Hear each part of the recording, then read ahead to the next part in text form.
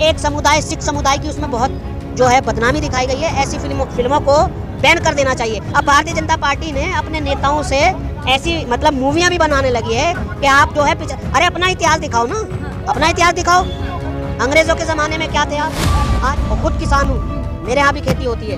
वो सारे किसानों को ऐसे शब्द कह रही हैं कि जो पूरी दुनिया को नाच पहुँचाता है। वो कह रही हैं कि जो किसान वहाँ बैठे थे वो रेपिस्ट थे, क्योंकि जो देश में मुद्दे हैं किसान के, बेरोजगारी के, मजदूरों के, छात्रों के, महिलाओं के, ये कुछ ऐसा बुलवाते हैं अपने ही नेताओं से ताकि इन मुद्दों से ध्यान हटाया जाए।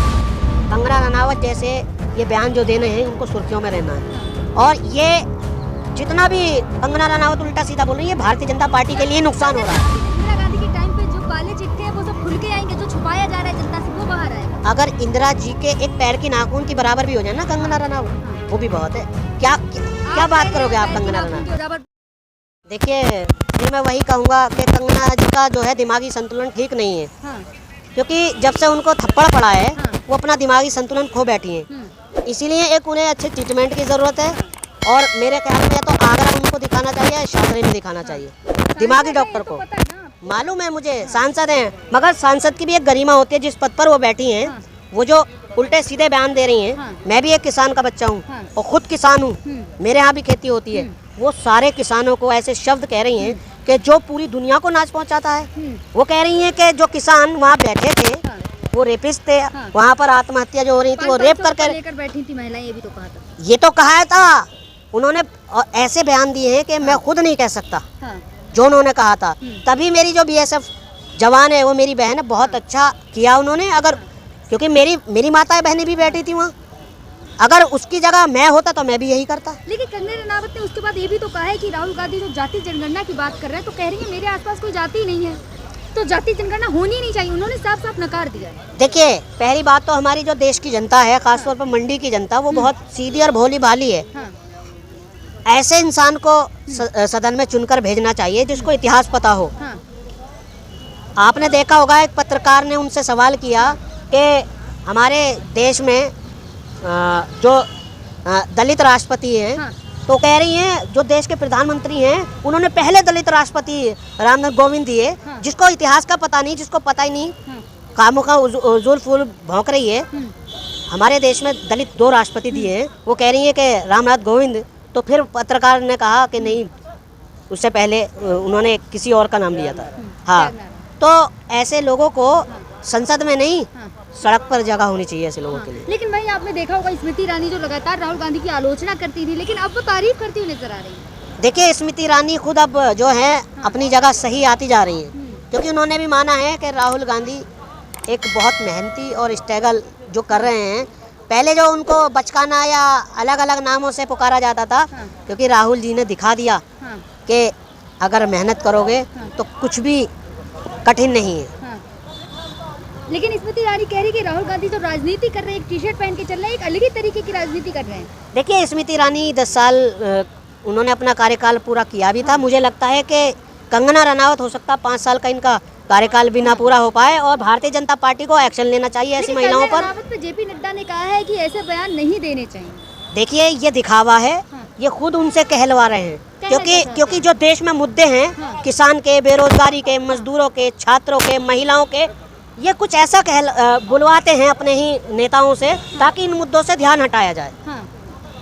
अगर आप में हिम्मत है तो कंगना रनावत को आप लोग जब पहले मोदी जी कोई अकेले फैसला लेते थे तो कहते थे तानाशाह सरकार है, अब सबसे मिलके अब विपक्ष से पूछ के फैसला लेते तो आप लोग कहते डर गए हैं, झुक गए हैं। देखिए ये तो बिल्कुल साफ जाहिर हो रहा है कि जो इंसान ये कहता था कि एक अकेला सब पर भारी, 56 इंच का सीना, आज वो खड़े होकर बड़े मायूस होकर कह रहे हैं कि मुझे बोलने नहीं दिया जा रहा है,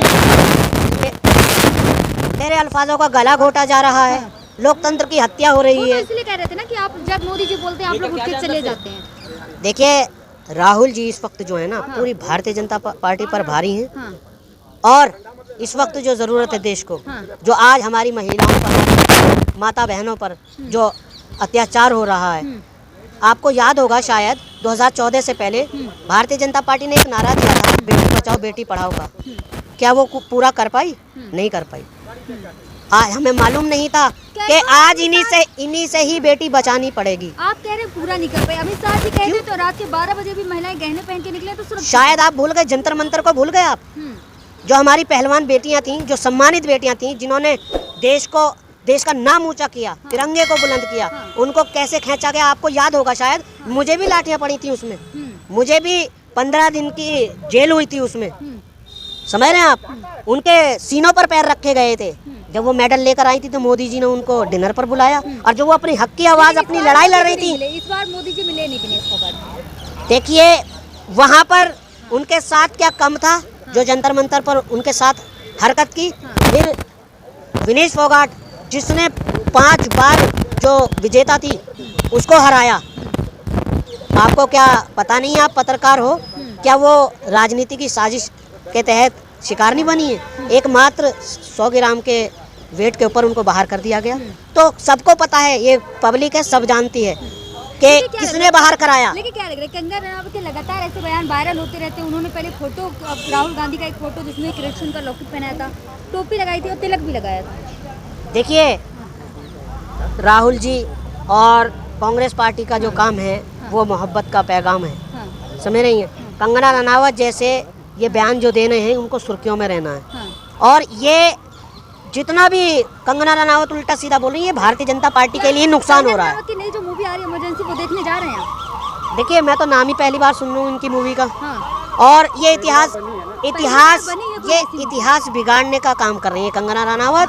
लगता है कि उन्हें अब फिल्म बनाने की जरूरत ही नहीं, इस फिल्म के बाद हो सकता है वो घर बैठ जाए। कह रही है जो इंदिरा गांधी के टाइम पे जो काले चिट्ठे हैं वो सब खुल के आएंगे, जो छुपाया जा रहा है जनता से वो बाहर आएगा। अगर इंदिरा जी के एक पैर के नाखून की बराबर भी हो जाए ना कंगना रनावत, वो भी बहुत है। क्या बात करोगे आप कंगना रनावत के बराबर? वो कह रही है कि मुझ में इंदिरा गांधी की छवि है। बिल्कुल सही कहा आपने। जिसको ज्ञान नहीं, कुछ पता नहीं इतिहास के बारे में, तो देश की जनता ने ऐसे को तो सदन में पहुंचा रखे हैं। ये आने वाला वक्त बताएगा कि फिल्म हिट जाएगी या फ्लॉप जाएगी। होना चाहिए क्योंकि देखिए कई जगह विरोध हुआ, पंजाब हो गया या फिर और भी कई। सुप्रीम कोर्ट को इस पर संज्ञान लेना चाहिए, क्योंकि एक समुदाय, सिख समुदाय की उसमें बहुत जो है बदनामी दिखाई गई है। ऐसी फिल्मों को बैन कर देना चाहिए। अब भारतीय जनता पार्टी ने अपने नेताओं से ऐसी मतलब मूवियां भी बनाने लगी है कि आप जो है अरे अपना इतिहास दिखाओ ना, अपना इतिहास दिखाओ। अंग्रेजों के ज़माने में क्या थे आप, आज आप राष्ट्रवाद का झंडा उठाए हो। अपना इतिहास दिखाओ ना, अपने इतिहास के ऊपर फिल्में बनवाओ, तब पता चलेगा। आज ये राष्ट्रवाद का झंडा उठा के घूम रहे हैं। तो मोदी जी ने माफी मांग तो ली, जो शिवाजी की मूर्ति गिर गई थी उसके बाद, कहा है अपमान का बदला लिया जाएगा। 2023 4 दिसंबर को खुद शिलान्यास किया था देश के प्रधानमंत्री जी ने, और 26 अगस्त को 2024 को वो क्षतिग्रस्त हो गई। तो इससे पता लगता है कि भारतीय जनता पार्टी के भ्रष्टाचार का क्यों ईडी सीबीआई का ध्यान नहीं जाता वहाँ पर। अब बताइए मुझे। मतलब कहना चाहते कि मोदी जी के घर सीबीआई ईडी जाए? बिल्कुल जानी चाहिए। क्या वो इस देश के नागरिक नहीं है? बिल्कुल जाना चाहिए। एक भी भ्रष्टाचार आया नहीं सामने अभी 10 सालों के अंदर। अच्छा, अभी बारिश हुई है परसों, आप नया संसद भवन देख लीजिए, पुराना देख लीजिए। आप कांटा डालकर वहाँ संसद भवन, सुनिए, वो इनके कामों की पोल खोली जा रही है।